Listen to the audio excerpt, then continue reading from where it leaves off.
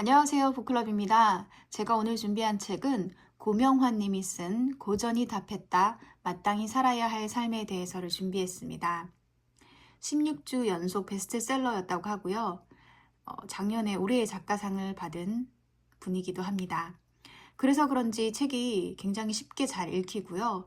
마치 작가가 음성 지원을 해주는 것처럼 생생하게 글이 잘 읽히더라고요. 제가 그 중에서 준비한 부분은 하루를 살더라도 내 의지로 살 것입니다. 낭독을 좀 해드릴게요.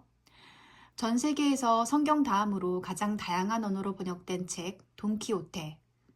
읽어보지 않아도 모두가 알고 있다는 돈키호테는 내가 강연 때마다 가장 많이 인용하는 책이다. 돈키호테는 아주 다양하게 해석할 수 있지만 내가 주목하는 건 바로 돈키호테의 나이다. 작가 세르반테스는 돈키호테의 나이를 50에 가까웠다고 설정했다. 왜 하필 50이었을까? 16세기 유럽인의 평균 수명 나이가 30에서 40세였음을 감안하면 50이라는 나이는 지금 기준으로 90세 이상이다. 90세면 죽음에 가까운 나이다. 그런데 그 나이에 죽기 직전에 돈키호테는 깨닫는다. 본인이 기사로 태어났음을. 다른 사람들이 이렇게 사는 게 맞아 라고 말하는 개념에서 벗어나 90세가 넘어서야 처음으로 직관이 생긴 것이다. 이전까지의 자신이 나는 누구인지, 나는 왜 사는지에 대해 치열하게 질문하지 않았음을 알아차린다. 스스로 생각하고 결정하고 행동할 수 있는 힘이 바로 직관이다. 책의 힘이다. 돈키호테는 읽고 싶은 기사소설을 구입하느라 수많은 밭을 팔아버릴 정도였다고 할 만큼 많은 책을 읽었다. 이렇게 책을 읽은 돈키호테는 결국 자신이 남을 도와주고 악으로부터 구원해주는 기사로 태어났음을 깨닫는다. 16세기 유럽의 산속은 늑대, 곰 등의 맹수와 산적들 때문에 하루를 넘기고 살아 돌아온 사람이 없을 정도로 무시무시했다. 돈키호테가 모험을 떠나려 하자 친척과 하인 등 주변 사람 모든 사람이 말렸다. 하지만 돈키호테는 늙은 말 로시난테를 타고 산초와 함께 모험을 떠난다.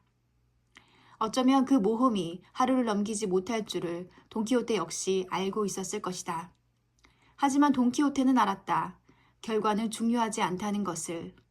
하루를 살아도 내가 믿고 내가 깨닫고 내가 결정한 삶을 살아야 함을. 그 신념 앞에서 죽음도 두렵지 않음을.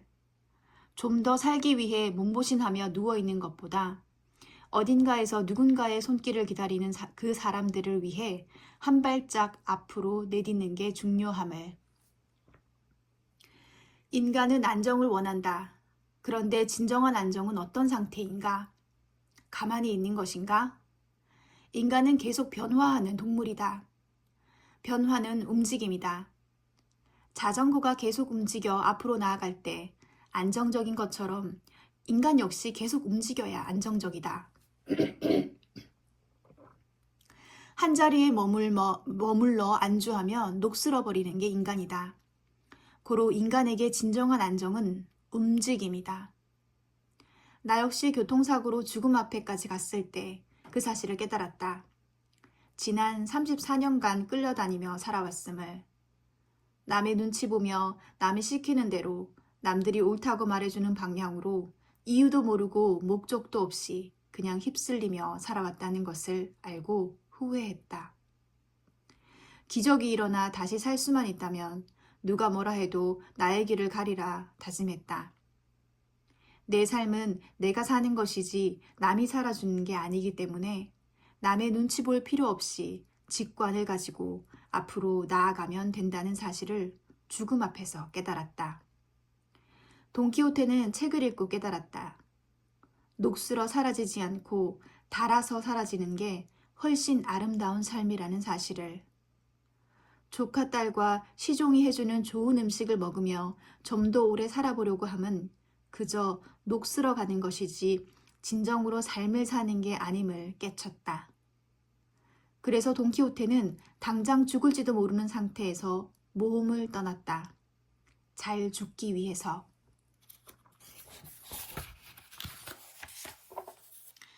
나도 이 마음을 너무도 이해한다. 나는 돈을 아무리 많이 벌어도 휴양지에서 좋은 음식을 먹고 쉬고 즐기며 생을 마감하지는 않겠다. 죽는 날까지 메밀국수를 반죽하고 글을 쓰고 강의하고 사색하겠다. 죽음 앞에 가보니 어영부영 녹슬어버리는 삶이 가장 후회되는 삶이었다. 하루를 살아도 나로 살아야 한다. 나로 산다는 것은 자기 의지대로 눈을 부릅뜨고 끝까지 목표를 향해 한 발짝 내딛는 삶이다.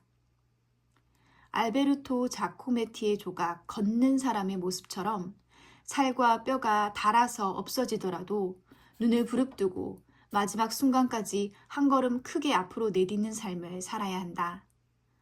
그래야 닳아서 없어질 때 후회가 없다.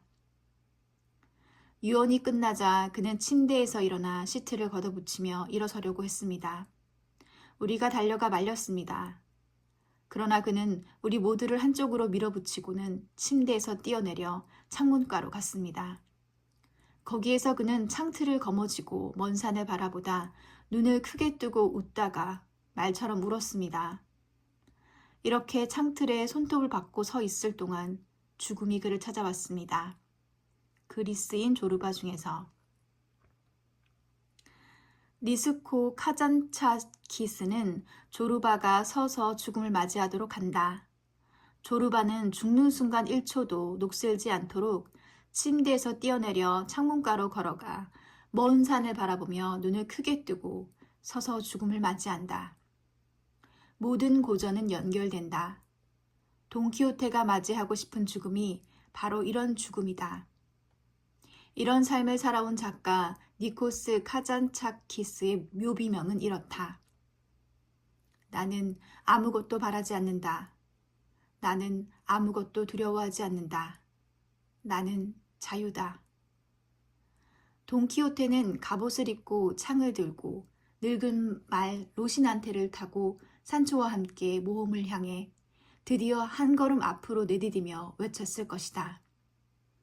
나는 자유다. 하루를 살아도 이게 자유다. 오늘 제가 추천해드린 책은 고명환님의 고전이 답했다입니다. 감사합니다. 북클럽이었습니다.